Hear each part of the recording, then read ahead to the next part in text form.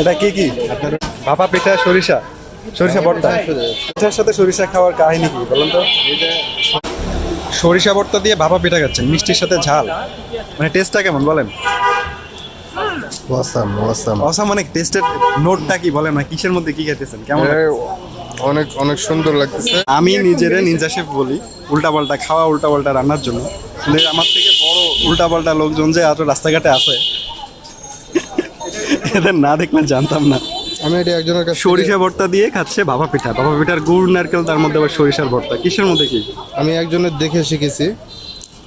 না আমি বলি এটা খাইলে না মিষ্টিটা চলে যায়। মিষ্টিটা হালকা চলে যাবে, আপনি মিষ্টিটা ইউজুয়ালি আপনার খাইলে কি মানে মিষ্টি মিষ্টি লেগে থাকে না মুখের মধ্যে? আপনি সুগার খাইতে চাচ্ছেন না, সুগার রিডিউস করার জন্য, মানে সুগারের Right, test right, reduce right. করার জন্য না সরিষা আচ্ছা, খাচ্ছেন। আফটার টেস্ট থাকে না মিষ্টি, ওই মিষ্টি আফটার টেস্ট থাকে না।